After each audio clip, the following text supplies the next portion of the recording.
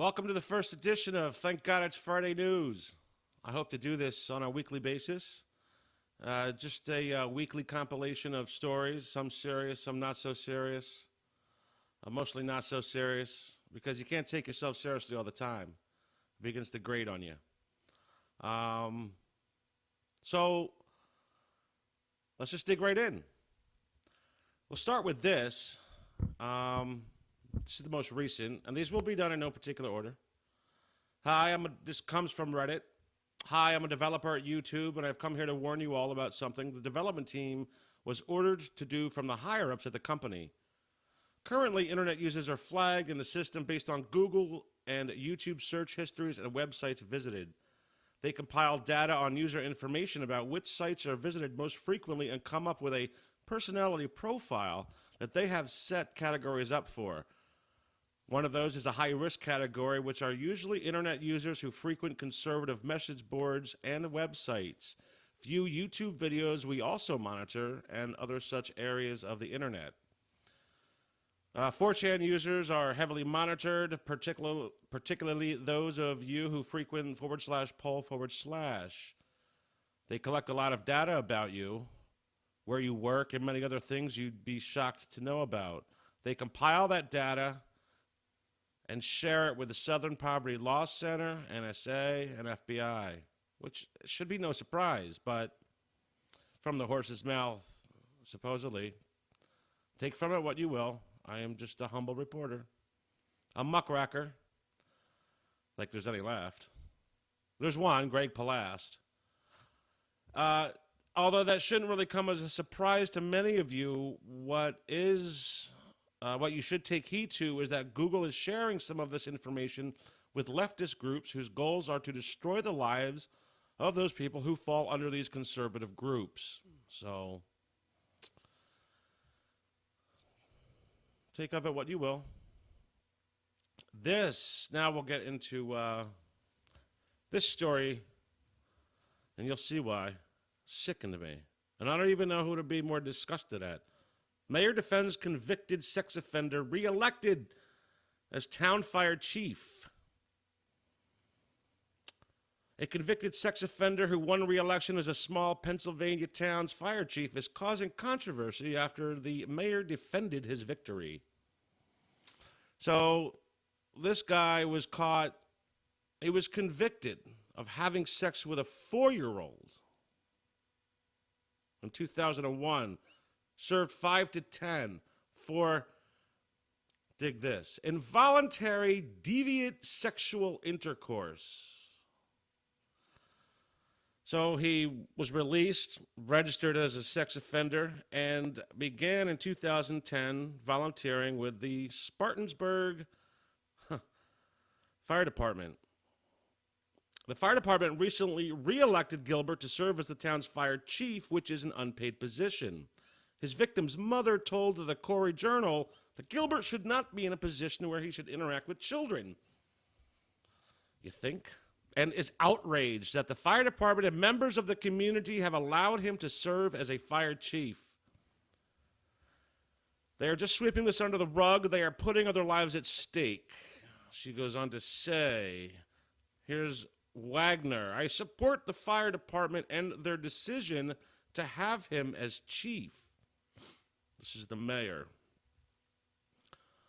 And this is the line that just made me want to get in my car, drive up to Spartanburg, and just punch this guy right in the fucking nose. Sorry.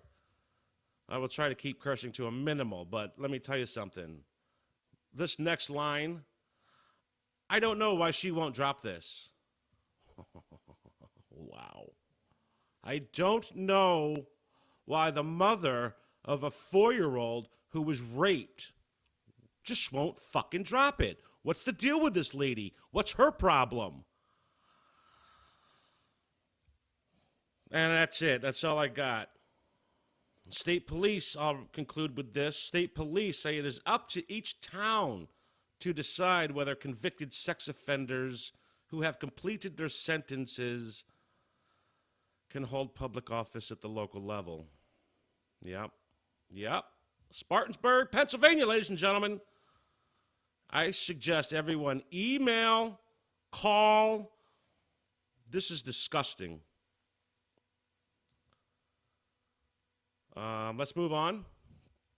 All right. Now, this is an article. Again, these are a couple weeks old. I got caught up with the whole Florida shooting thing. Excuse me. No edits, no bullshit, no teleprompter here. Duluth, Minnesota Public School District announces ban on To Kill a Mockingbird and Huckleberry Finn. Now, that's not so much the story to me. I read Huck Finn as a kid. I was an avid reader. I read all sorts of Robert Louis Stevenson, Mark Twain, Sawyer, Judy Blume. I mean, I was a reader. I loved to read. To Kill a Mockingbird I read in high school, and we had some kick-ass roundtable discussions about race and race relations and just everything about society and culture. There were some great dialogues I remember coming out of that. That, however, is not, to me, the crux of this story. The crux of this story, and a point I want to make, or maybe, I think one of the fundamental problems of the millennial sector of society, I don't know when exactly it happened. When I'm thinking it was later 60s, early 70s, social scientists started to take a bigger role, behavioral scientists started to take a bigger role, and develop new theories on child rearing and, this sort of whole, tough love, get your shit together, son, was sort of frowned upon. My point is, the problem occurred, I feel, excuse me. That is not coffee, by the way.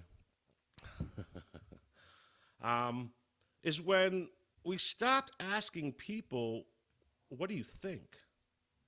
Which requires one to put together in nice, tight language, well thought out, cogent thought, your point of view.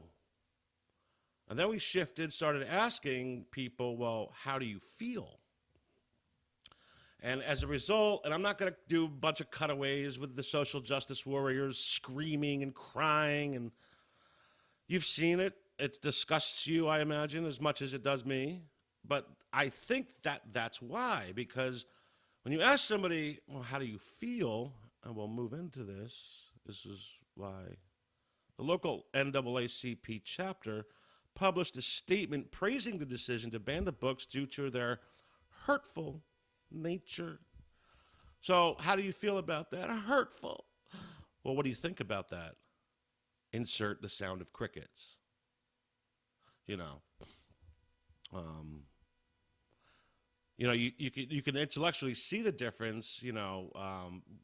Thinkers like Robert or Ben Shapiro. Excuse me, Robert Shapiro. Yeah, right. Ben Shapiro, Jordan Peterson, Stephen Molyneux, people who can just riff, and elucidate in depth on what they think about a certain topic.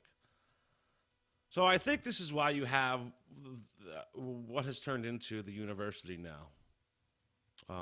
And there was also another point in here, and we'll get into it in a little more in depth than another thing, but can please somebody explain to me this new concept?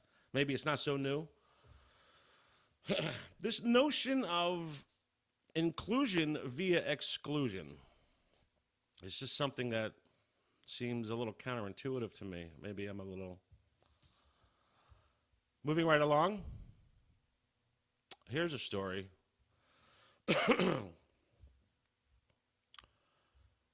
Justice for Gemel Moore. Family wants answers in escort's death at Dem donor's home. Look at this guy. Yeah. Come into my lair, little boy. Bunch of fucking sickos. So basically, the gist, this dude, male escort, was found dead in this dude's home on July 27th. This guy by the name of is Ed Buck. He is a huge Democratic contributor who has given more than $500,000 to an array of Democrats, including Clinton, Barry, L.A. Mayor Garcetti, L.A. County District Attorney Jackie Lacey. Jackie Lacey reminds me of the Seinfeld attorney, excuse me. And a variety of... So this guy's a big deal in the Democratic Party. And he's in West Hollywood. Need I say more? Anyway, so this investigation is ongoing. Detectives have already interviewed a ton of witnesses, and they are having a hard time lining up any more because probably most of them are, you know, male prostitutes and are on the street, probably just tough to get a hold of. According to the July 31st coroner's report, Buck's apartment was riddled with drug paraphernalia. Among the items found were 24 syringes containing brown residue, 5 glass pipes with white residue and burn marks, a plastic straw with possible white residue, clear plastic bags and white powdery residue, and a clear plastic bag containing a piece of crystal-like substance. So the report also states that coroner's investigators spoke with a woman who said Moore told her someone whose name is redacted tied him up over a year ago and, quote, held him against his will at the residence in West Hollywood. So they're still trying to leave no stone unturned, quote.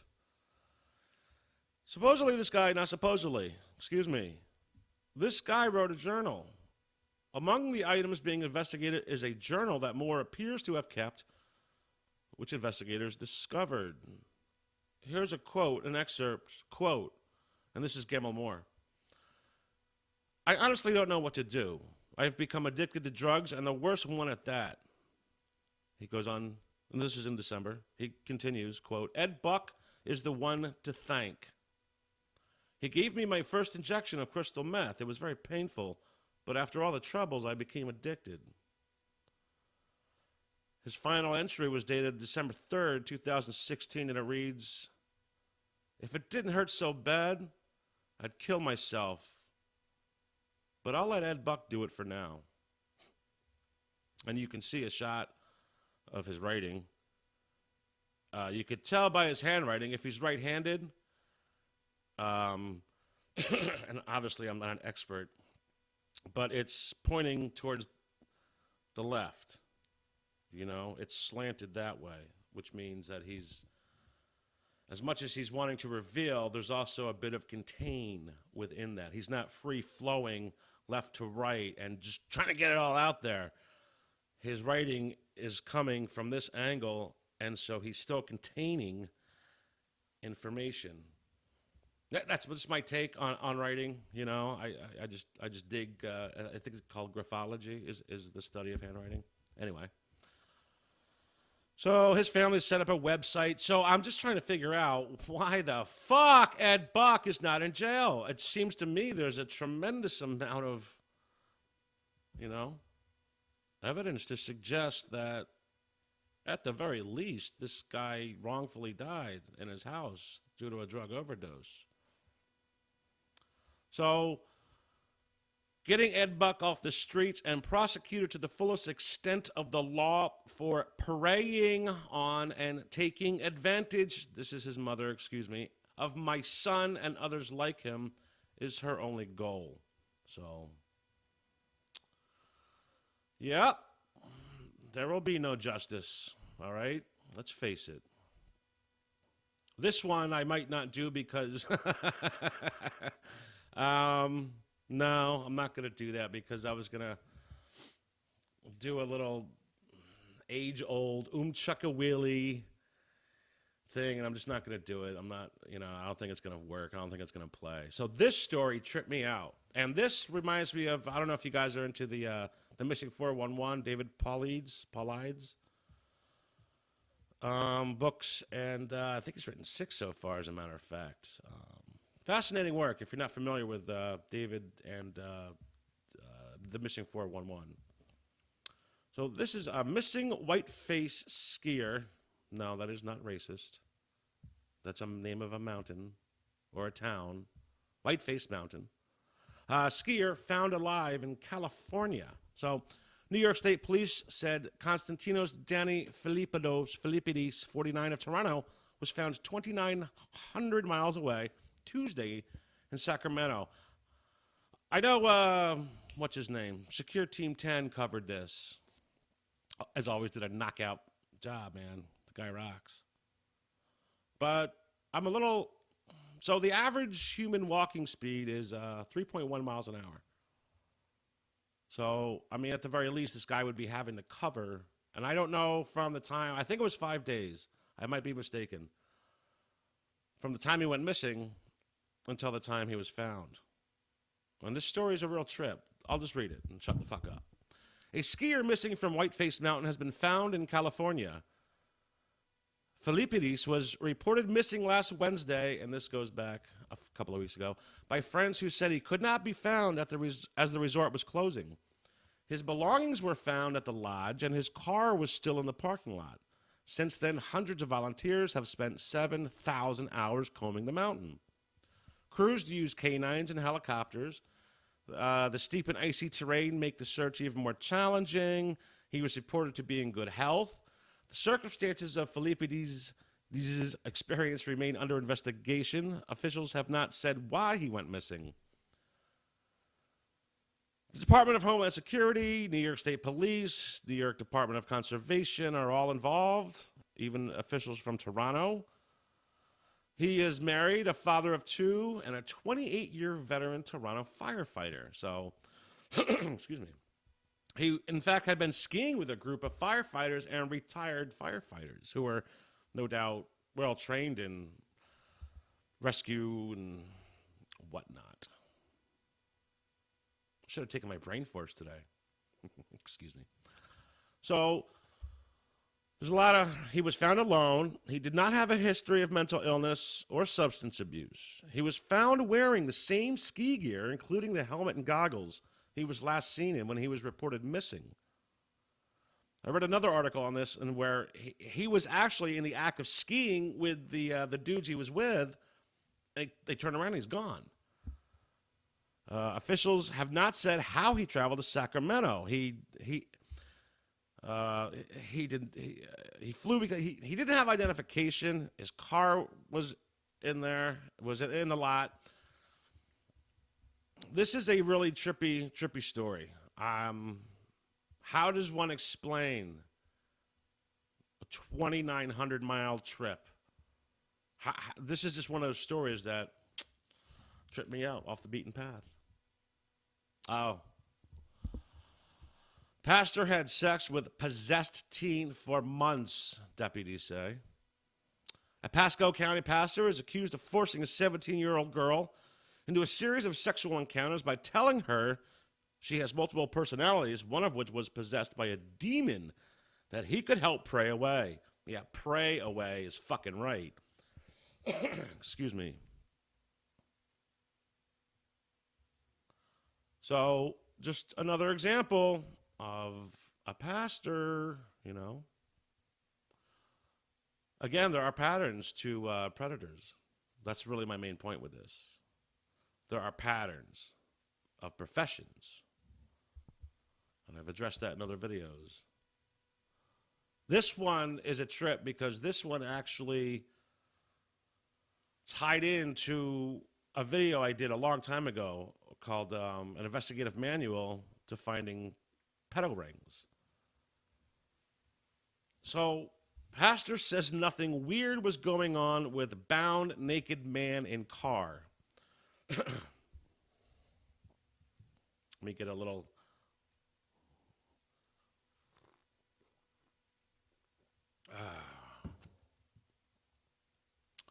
A Pennsylvania pastor insists he was merely counseling a naked man whom cops found bound with nylon rope in a parked car on a residential street, saying, quote, "I have nothing to hide."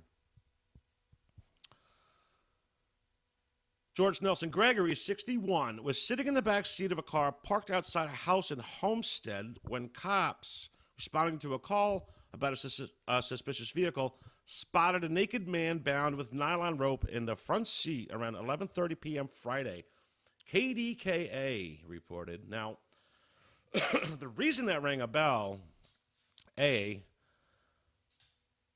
KDKA, I believe, was the call sign that Shelley Duvall was trying to do in The Shining. KDKA calling. This is KDKA, I think. I'm not sure. It has the same rhythm.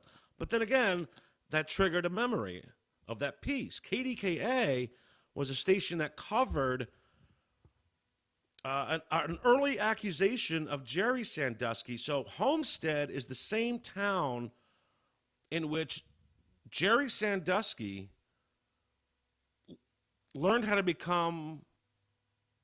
groom little boys. Homestead, that town has a basically like a boys and it's like a wayward home for disadvantaged boys and girls. His Sandusky's father was the head of that during his high school years, during Jerry's high school years, and that's where he learned how to groom little boys. Was in Homestead, Pennsylvania. A weird little synchronous story I came across. Evidently, there's some really weird shit going on in this town. Gregory told the officers that he and the unidentified man were just playing in a consensual setting, adding that they meet up from time to time to play with each other. Wow. Gregory, who could not be reached for comment Tuesday, still disputed what cops said about the bizarre ordeal, telling a KDKA reporter he has nothing to hide. I did nothing wrong. I was counseling a young man with a drug problem. It did turn strange, but it wasn't my doing, okay? And I was adamant about that. I'm participating in that way. And so that's when the police pulled up, and they assumed things. But I'm standing by my story. It's not true. Well, what's not true? Playtime? Or the fact that you have nothing to hide? So Gregory said he and his wife have been trying to help the man for years. I won't deny that he began to take his clothes off and propositioned me, but I will deny on a stack of Bibles. That to me is very telling. Why don't you just need one Bible? Is it one Bible enough? Or is your bullshit stacked so high, you need a stack of Bibles? There's no reason for me to be charged with open lewdness. So, some weird shit going on in this town, Homestead, Pennsylvania. Moving right along. Oh, this one. Kansas officials can't run for governor. Check it out. I'm going to have to play the video because that's actually not the story. I'll tell you this if they let me play the video. Let me play the video. Oh, dude, the story's not going to work without the video.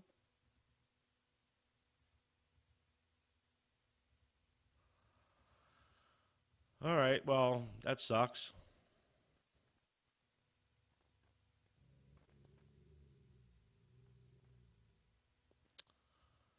All right. Oh, wait. Hold on.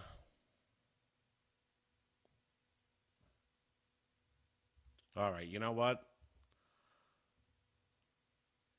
No edits. No teleprompters here.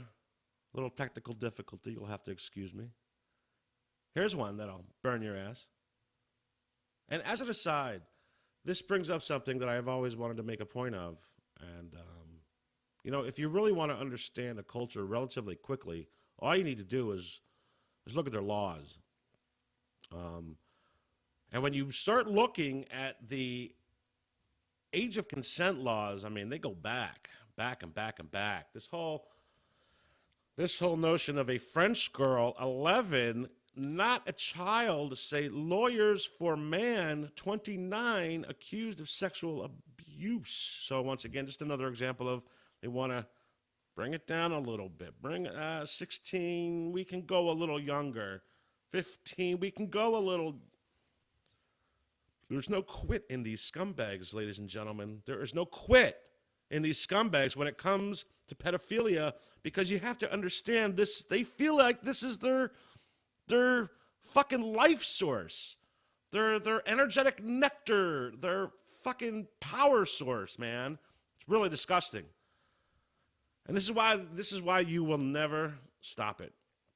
They will cling to this. They will not relinquish this for a fucking minute.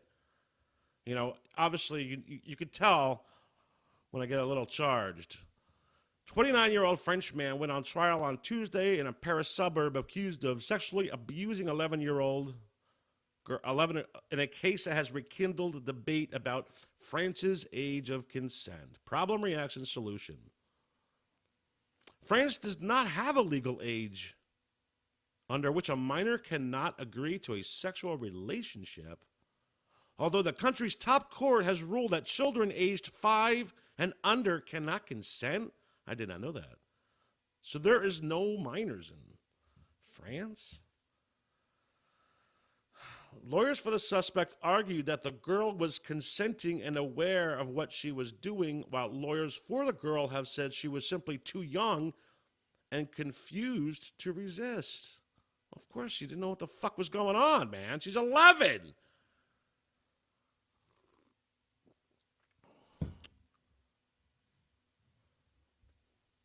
Defense lawyers say the man and the girl had met in a park, and the girl had voluntarily followed him to an apartment and consented in intercourse. They also said their client, then 28, thought that she was 16. Wow. Which I, does that... I mean, he doesn't even say, I thought she was 18. Or, well, I guess in France it doesn't fucking matter. Because, anyway, I'm moving on, man. Excuse me. Here's one. Little lightheartedness. Taylor Swift's lyrics are too lame to copyright. In a copyright case accusing Swift of cribbing the Shake It Off lyrics, players gonna play and haters gonna hate, a judge ruled the phrases too, quote, banal for protection. I love this judge. So, yeah, that's pretty much it. Let's just, I'm not even going to go with the lyric.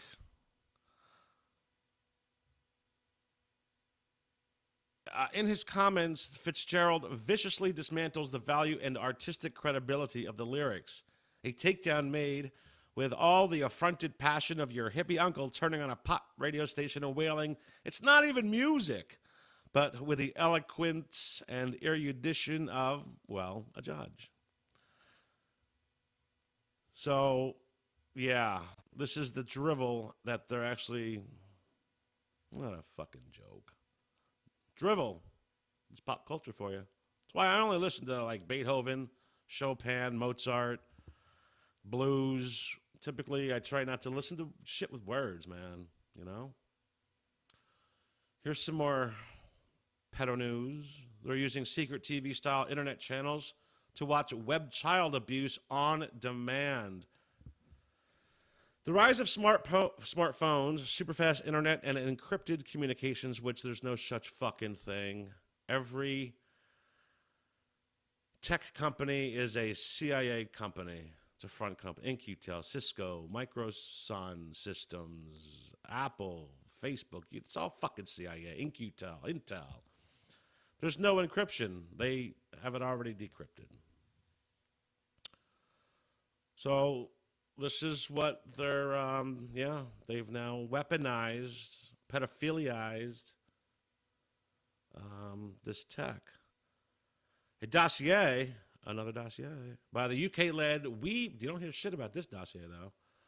UK-led We Protect Global Alliance Against Child Sexual Exploitation found abusers no longer need to download videos to their hard drives because they can stream them live online for as little as 11 pounds. Talk about your pound of flesh. This is a term I've never heard. This is why I brought this up. Because you know these articles piss me off. Police have also seen chilling increased interest in the abuse of pre-verbal children, some under a year old, because they cannot speak to report their ordeal. Pre-verbal. In other words, they're so young they can't speak. They really can't testify. I thought it was something else, but pre-verbal, man. They have a term for it, pre-verbal. Jesus Christ. It said pedophile groups, often lurking on the secretive dark web, were providing organized libraries of content and the mechanisms to request custom-made content. Gee, in other words, specifying, yeah. So whatever your fucking fetish is, they can cater to it. Moving right along, let's get another little sip of coffee. Oh, this one. Now, this gets back to, I know, the whole inclusion via exclusion. Because I feel as though schools may ban kids, and this is, I believe, in England.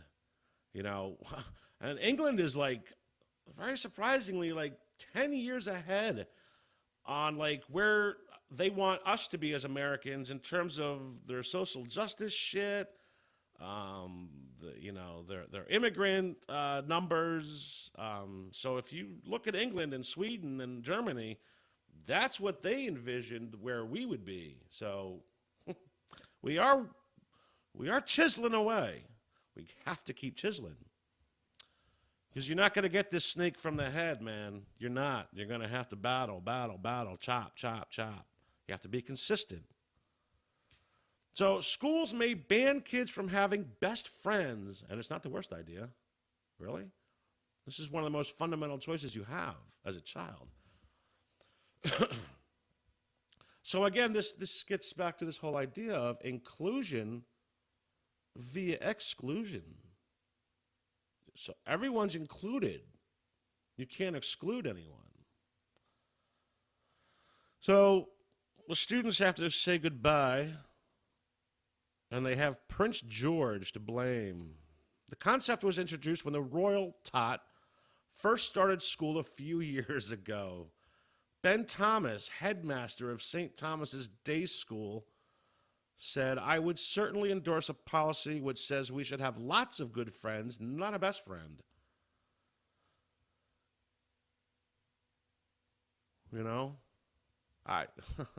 This is the most fundamental choice one makes very early on in life. And typically your friends are, at this age, are based on, oh, you like that? You like that band? It's very somewhat superficial. You can almost say there's a lot more, you're looking for more synchronous energies or frequencies because, you like this music, you like this band, or you like this movie, or, you like this sport. It's always like there was a frequency, a harmonic, that one, And then there's others, you're just like, I'm not hanging out with that dude, that should be a choice. You have to hang out with everybody now? Jesus Christ, man. So, and of course, because this little fucking inbred royal, Prince George, they have to change everything? Really? He can't adapt? He probably can't. He's probably not genetically predisposed to adapt. Little reptilian fuck. That's the coffee kicking in. We'll skip this. It was funny a couple of weeks ago. It's not so much now. Here's just a real quick aside. Husband's cheap Valentine's gift earns wife 100 G's. My husband gave me a gift of a scratch off, and I'm like, oh, that's really expensive, Holmes joked. I scratched it off. She won 100 G.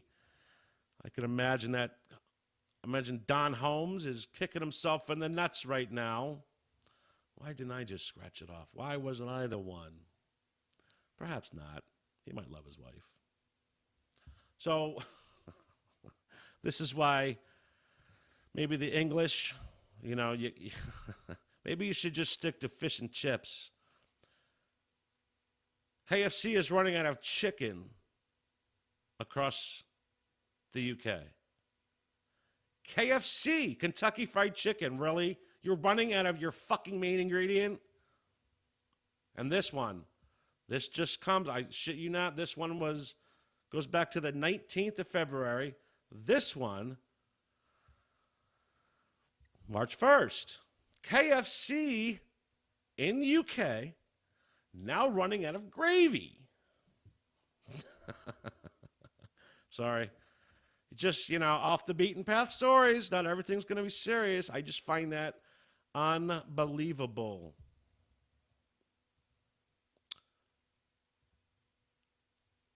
Oh, yeah. 3 Muslim women forced to remove hijabs for mugshots snag 180 G's. So apparently they were arrested. I don't really give a shit for what. They filed. Settlements in the 3 cases were filed Monday in Brooklyn federal court with a lawsuit spurring new NYPD procedures on photographing people donning religious head coverings. The criminal case was dismissed, but it was the initial mugshots that mattered in the civil rights case that followed. So these women, these Muslim women's civil rights. Okay. This one burns my ass on 2 levels. One, I'm a dog owner. And I would certainly do my best, along with neighbors and those fellow victims, to find whoever's doing this. This is a sickening story, but there's also a little Orwellian linguistic twist, because this came out not long after, this is the February 24th, 2 weeks following the Parkland shooting. So Texas residents frightened as a serial dog killer remains at large. Now, at first I thought there's a serial dog, like the dog is the serial killer. But no, it's some douchebag running around town in Conroe, Texas, just shooting dogs, man. Fucking little prick.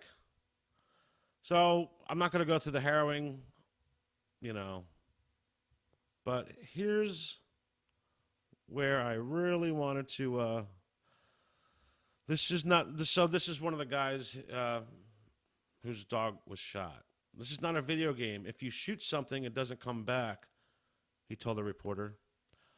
Whomever did this is a sick human being and can't be mentally stable, and who knows what he'll do next. So, on one hand, you can't argue with that.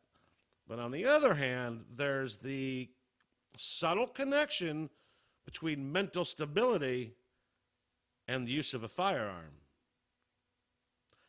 It's probably nothing, but you have to be very careful. You have to understand the people that we are fighting against are masters at the use of language, of symbols, of numbers, of colors, of hypnosis. With the technology they have, they can completely manipulate an entire town. And in fact, as an aside, I don't have the patience for this kind of shit, but if somebody had the mind to correlate the location of cell towers, particularly the hardcore Gwen towers, ground wave energy network towers, and correlate them in terms of where they are located within your most violent cities, such as, Baltimore, Chicago, Philly, etc. You can grid that. I imagine some of these Gwen towers might be positioned in not so desirable parts of town, and therefore they're specifically, and they can get very targeted. They can get very targeted geographically with this frequential silent scalar weaponry systems that they are constantly bombarding us with. You have to understand that. So that was the only thing with this article. Just always keep in mind what you're reading. The source of this is Breitbart, but I'm sure this was a link. So anyway, some asshole in Conroe, Texas is shooting dogs, and that's not cool. But the other more important thing about this is this subtle little connection between mental stability and Anyway. And I believe that's it. Those are the stories that I covered on this Friday. I hope you enjoyed it. Leave some comments. Looking forward to it. And have one hell of a good Friday and one hell of a good weekend. Be safe. Be well. Take care.